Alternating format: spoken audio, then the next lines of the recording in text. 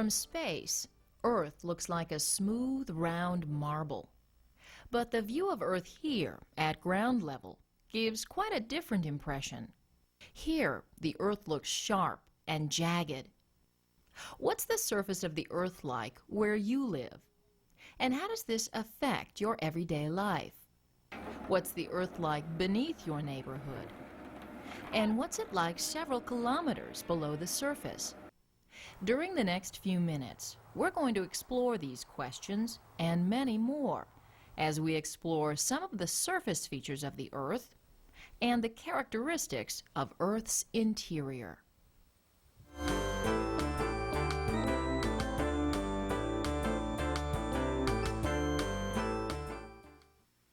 You might already know that over 70% of the Earth is water. But what makes up the rest of the Earth? Land. Small pieces of land scattered in oceans are referred to as islands. Larger areas of land are divided into regions called continents.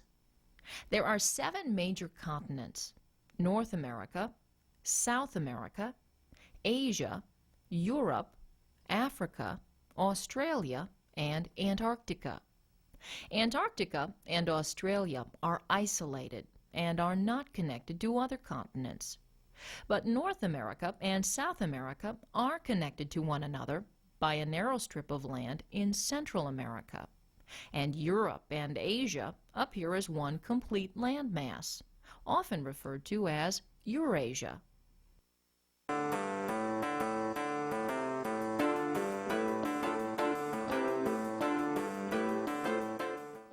If you get car sick, this race car is not the place for you. Weaving around corners and bobbing up and down may make you feel queasy. What's responsible for the different ways this vehicle is moving? Topography is responsible for the different ways these cars are traveling. Topography is the shape of the surface of the Earth. The topography of the Earth is made up of different landforms. The contours of a particular area make up an overall landform. You decide. How would you describe the landform of this area?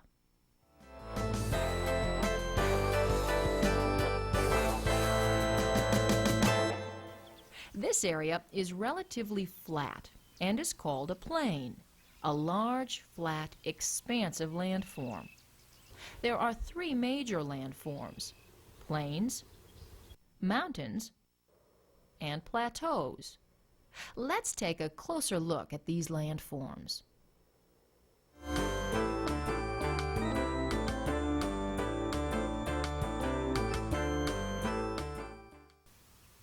This beautiful sea of grass is located in Iowa. This group of plants and animals make up the tall grass prairie. Prairies are also referred to as plains. Plains are landscapes that only have slight changes in height or elevation. Elevation is the distance of a location above sea level. The elevation here in Iowa is about 625 feet, or about 200 meters above sea level. Relief is the difference in elevation within a region. Plains don't have a great deal of relief because there's only a slight difference between the high points and low points. This plain in Iowa is part of the interior plain, located in the central part of North America. The interior plain stretches for thousands of kilometers with little relief.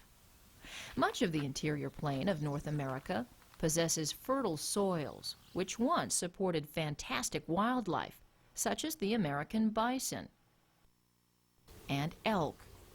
Today, a large portion of the interior plain has been tilled to grow corn, wheat, and other crops. Large expanses of plains can also be found along the coast. These plains are called coastal plains. Coastal plains make up a large portion of the eastern coast of North America. Parts of the eastern coastal plain were once covered by large expanses of forest, which provided habitat for a wide variety of animals such as this woodpecker. In many areas, the soil is fertile, giving rise to vegetables, cotton, and other crops. The coastal plain is also the site of many large cities that are inhabited by millions of people.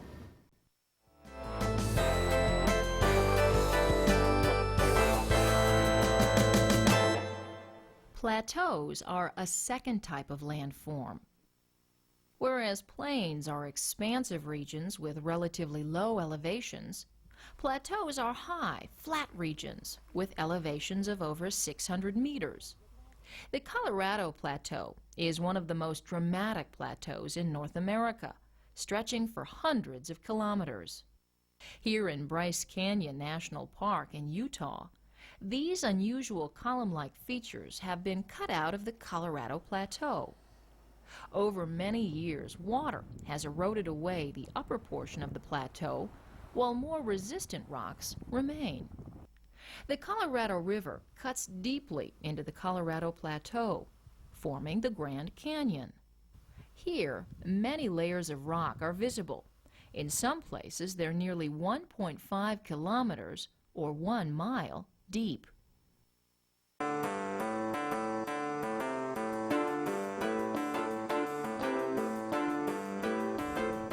Mountains are one of the most exciting and interesting landforms. People spend their vacations skiing down mountain slopes, fishing in mountain streams, and hiking on mountain trails. Mountains are landforms that have narrow tops, steep slopes, and reach high elevations. Some mountains, such as the Rocky Mountains seen here, are quite jagged, whereas other mountains, such as the Chic-Choc Mountains in Quebec, Canada, are more rounded. Thousands of years of weathering have rounded the Adirondack Mountains in New York. These mountains were once quite tall and jagged. You decide. What's the elevation of North America's tallest mountain?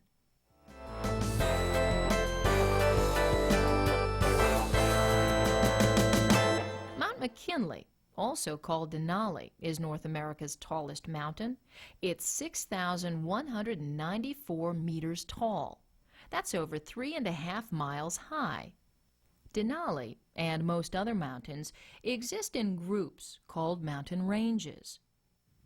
The mountains seen here are part of the White Mountain Range in New Hampshire.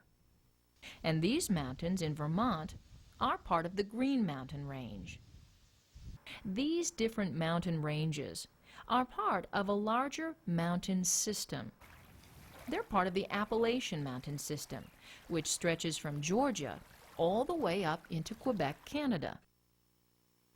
In some cases, mountain systems are part of a very large chain of mountains called a mountain belt.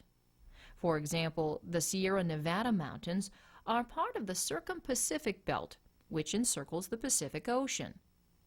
Now that we've explored the surface of the Earth, let's take a look inside the Earth.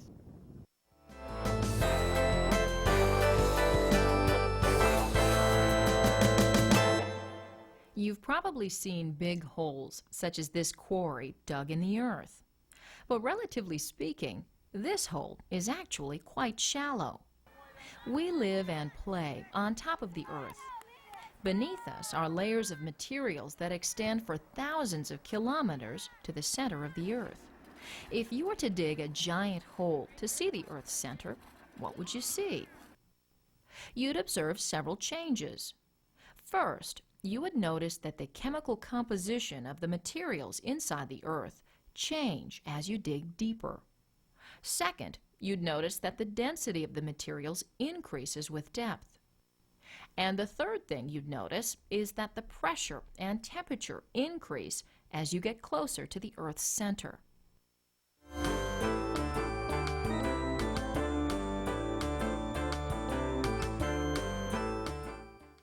The part of the Earth we live on is approximately proportional in thickness to the skin on this apple.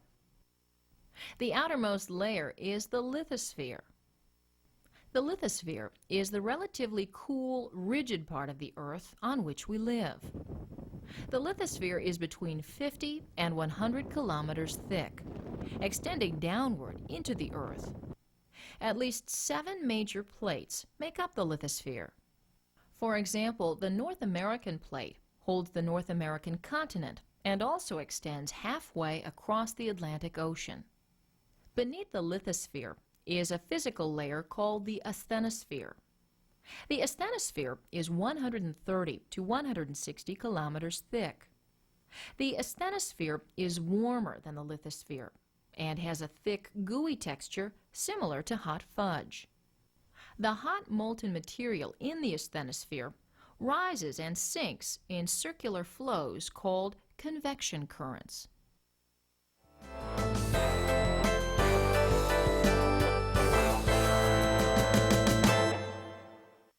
Another way to look at the inside of the Earth is based on the materials that make up the Earth. Based on mineral composition, there are 3 main layers of the Earth: the crust, the mantle, and the core. The crust is the outer layer, the mantle is the middle layer, and the core is the layer at the center of the Earth. You can think of these layers like the layers of a baseball, with the covering being the crust, the wound string being the mantle, and the rubber center being the core. Let's first take a look at the crust. We live our lives on top of the crust. The ground we walk on is hard and dense, as is most of the crust. Compared to the rest of the Earth, the crust is actually quite thin, similar in thickness to the skin of this apple. The crust is between 8 and 32 kilometers thick. You cannot see most of the crust because it's covered with trees and grass. But in some places, like here in Death Valley, you can actually see the rocks that make up the top part of the crust. The crust is composed primarily of silicates, which are rocky materials made up of silica and oxygen. Common silicates found in the crust are rich in aluminum, iron, calcium, and magnesium. The crust's thickness varies from an average of 32 kilometers thick on land to around 8 kilometers thick under the oceans.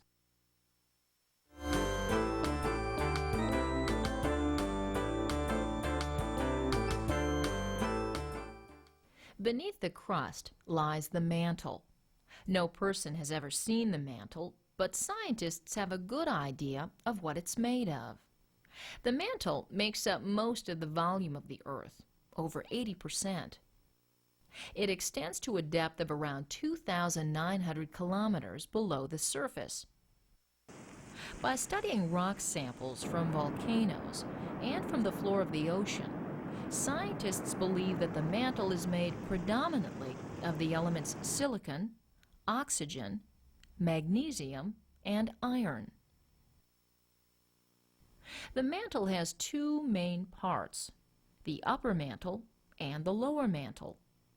The temperature is cooler in the upper mantle at around 870 degrees Celsius, but in the lower mantle the temperatures rise to 2,200 degrees Celsius.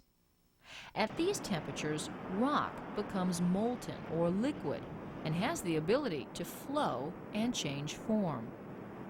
Beneath the mantle, at a depth of 5,150 kilometers beneath the surface of the Earth, is the very dense core. Iron and nickel are common elements in the core. The presence of iron deep in the core is believed to be a possible cause of magnetic fields which surround the Earth.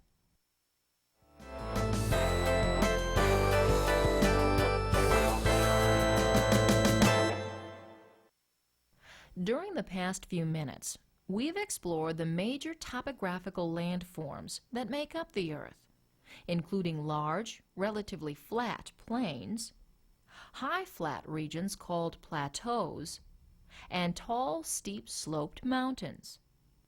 We also took an in-depth look at the different parts of the Earth, including the crust, which makes up the outer portion of the Earth, the mantle, which makes up the majority of the volume of the Earth, and the very dense core, which is believed to contribute to Earth's magnetic field. So the next time you look at the surface of the Earth around your neighborhood, or dig into the ground, think about some of the characteristics of our planet. You just might look at the Earth a little differently.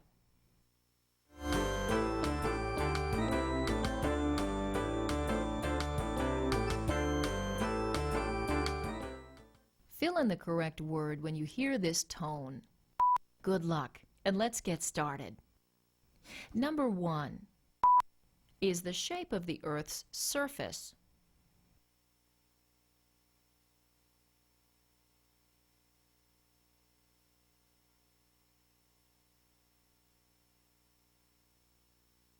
Number 2.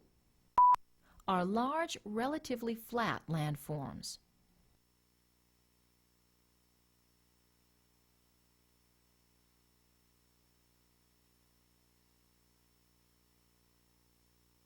Number 3. Is the distance of a location above sea level.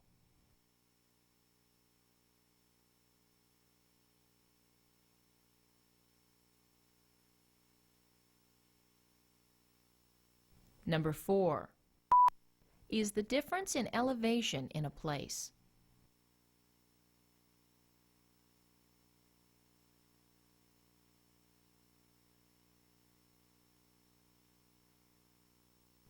Number 5. Plateaus are flat regions.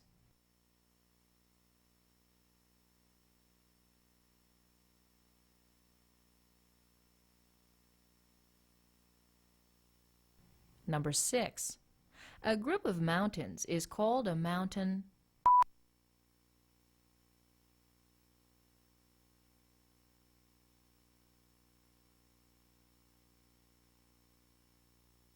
Number 7.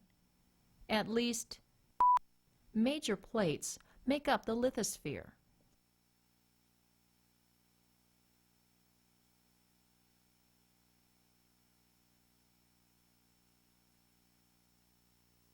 Number 8. Is the outer layer of the Earth.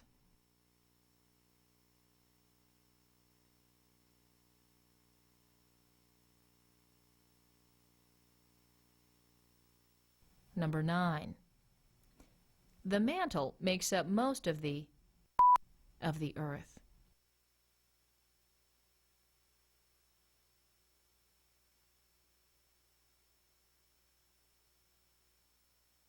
And number 10. The material in the core is very